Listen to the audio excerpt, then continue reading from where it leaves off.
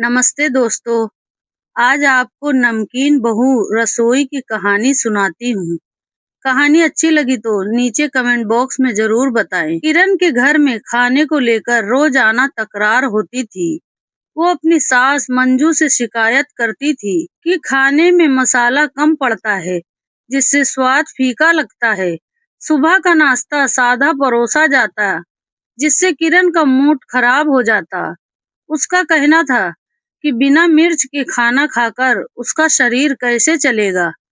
मंजू तंग आकर जवाब देती कि ज्यादा मिर्च खाने से किरण के मुंह में छाले पड़ जाते हैं और वो घंटों बाथरूम में समय बिताती है। फिर भी किरण मिर्ची डालने की जिद करती। एक बार मंजू ने गुस्से में सब्जी में अतिरिक्त मिर्ची डाल दी और चेतावनी दी कि पेट दर्द होने पर शिकायत ना करे। किरण ने तुरंत पलटवार किया कि मंजू का बेटा रवि घंटों बाथरूम में फोन लेकर बैठता है। उसने मजाक में कहा कि रवि वहां पढ़ाई के नोट्स याद करता है क्योंकि घर में शांति नहीं मिलती।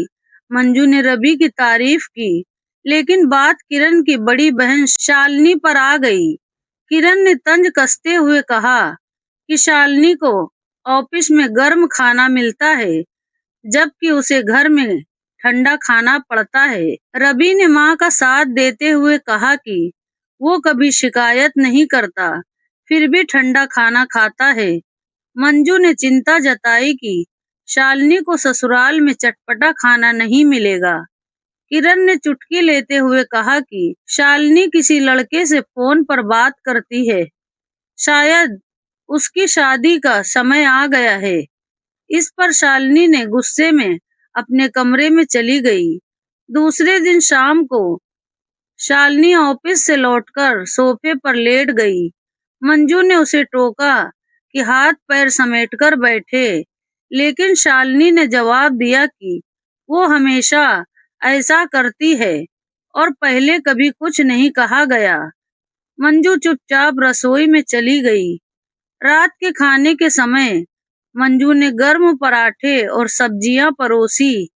किरण ने रवि को खाना लगाने में मदद करने को कहा, साथ ही तंज कसा कि शायद उसकी बहू भी शालिनी जैसी होगी, इसलिए रवि को काम सीखना चाहिए। मंजू ने शालिनी को समझाया कि वो 17 की हो गई है और अब शादी के बारे में सोचना चाहिए। पिता प्रकाश ने पूछा कि क्या शालिनी की जिंदगी में कोई है, लेकिन उसने इनकार कर दिया। इसके बाद मंजू ने शालिनी के लिए रिश्ते ढूंढने शुरू कर दिए। हर रिश्ते में शालिनी को कोई न कोई कमी नजर आती। कभी लड़के की हाइट कम लगती तो कभी सैलरी। मंजू हर बार उसकी पसंद के हिसाब से नया रिश्ता लाती। आखिरकार 20वें रिश्ते में शालिनी ने हामी भरी। लड़का अजय और उसका परिवार शालिनी को पसंद आया। शालिनी ने साफ कहा कि वो शादी के बाद नौकरी करेगी और घर नहीं संभालेगी। अजय की मां ने लता से हंसते हुए कहा कि उनके घर में कुक है, इसलिए शालिनी को रसोई में जाने की जरूरत नहीं। शादी तय हो गई और शालिनी अजय के घर बहू बनकर चली गई। लता ने शालिनी का गर्मजोशी से स्वागत किया और कहा कि वो थक गई होगी, इसलिए आराम करे। शालिनी को ये सब सपने जैसा लगा। रात को अजय ने पूछा कि क्या उसे कमरे में कोई बदलाव चाहिए। शालिनी इतनी खुश थी कि उसकी आंखें भर आई। देर रात नींद खुलने पर उसे भूख लगी। वो रसोई में गई, लेकिन मैगी या नमकीन नहीं मिला। मेहमानों की भीड़ में सब खत्म हो चुका था। निराश होकर वो पानी पीकर सो गई। अगली सुबह शालिनी पहली रसोई की रस्म के लिए तैयार हुई। उसने मसालेदार छोले बनाए जो उसे बहुत पसंद थे, लेकिन जब परिवार ने खाए तो सभी के मुंह से आग निकलने लगी। लता ने कहा कि घर में कोई इतना मसालेदार खाना नहीं खाता। शालिनी का मन खट्टा हो गया। कुक रीना ने सादा उपमा बनाया जो शालिनी को बेस्वाद लगा। वो अपनी माँ मंजू को फोन करके शिकायत करने लगी। मंजू ने समझाया कि ससुराल में हल्का खाना आम है और उसे एडजस्ट करना होगा। शालिनी ने हार नहीं मानी। उसने रीना से बिरयानी बनाने को कहा, लेकिन रीना ने सादा पुलाव बना दिया, जिसे शालिनी ने बिरयानी मानने से इनकार कर दिया। निराश होकर वो अपने कमरे में चली गई। उसे लगा कि ऐसा खाना खाकर ऑफिस जाना मुश्किल होगा। उसने फैसला किया कि रसोई का मसला हल करना होगा। शालिनी ने रीना से कहा कि अब वो खाना खाएगी। उसने ब्लिंकिट से मसाले मंगवाए और लता, प्रकाश, अजय और रीना से मसालों की मात्रा पूछी। सभी ने कम मसाले का सुझाव दिया, लेकिन शालिनी ने सबकी सलाह को मिलाकर ढेर सारा मसाला डाल दिया। आलू की सब्जी इतनी तीखी बनी कि सबके मुंह से धुआं निकलने लगा। शालिनी ने तर्क दिया कि उसने सभी की बताई मात्रा ही डाली थी। अगले दिन उसने मसालेदार डोसा और सांभर बनाया, जो फिर से असहनीय था। रोज यही सिलसिला चला। शालिनी सभी से मसाले की मात्रा पूछती और अपने हिसाब से तीखा खाना बनाती। आखिरकार परिवार तंग आ गया। लता ने कहा कि शालिनी अपने लिए अलग खाना बना ले, लेकिन रसोई की खिड़की बंद रखे ताकि पड़ोसियों को पता ना चले। शालिनी की टेंशन खत्म हो गई। उसने अपने लिए मसालेदार खाना बनाना शुरू किया, जबकि परिवार सादा खाना खाता। समय बीतने के साथ शालिनी ने देखा कि अजय को भी उसका मसालेदार खाना पसंद आने लगा।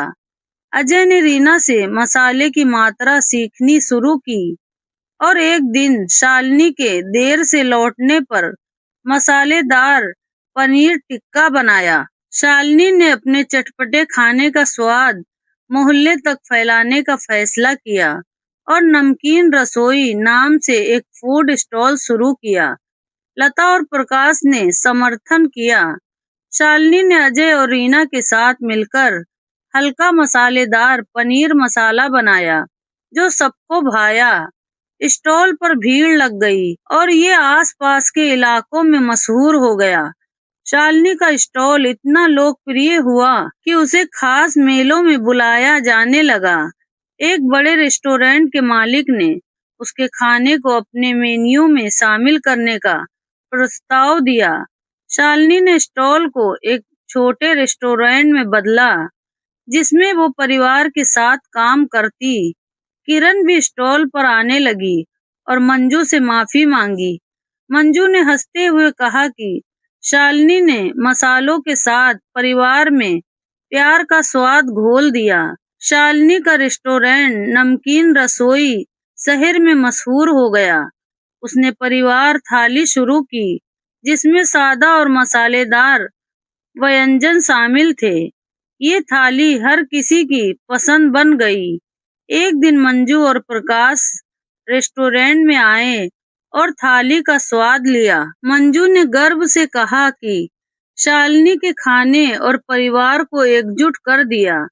लेकिन शालिनी की यात्रा यहीं नहीं रुकी।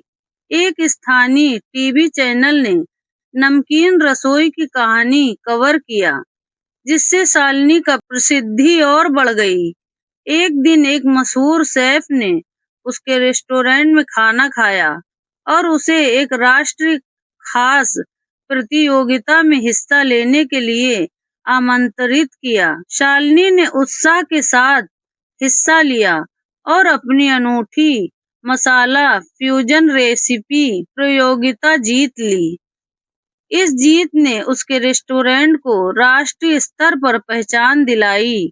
शालिनी ने अपने रेस्टोरेंट की एक नई शाखा खोलने का फैसला किया।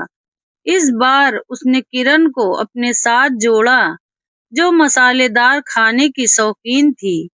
किरण ने रेस्टोरेंट के मार्केटिंग का जिम्मा संभाला, जिससे नमकीन रसोई की लोकप्रियता और बढ़ गई। शालिनी ने अपने मायके और ससुराल के बीच एक नया पुल बनाया जहां दोनों परिवार मिलकर रेस्टोरेंट के लिए काम करते। अजय ने अपने ऑफिस की छुट्टियों में रेसिपी डेवलपमेंट में मदद की, जबकि लता और प्रकाश ग्राहकों के बीच बैठकर पुराने जमाने की कहानियां सुनाते।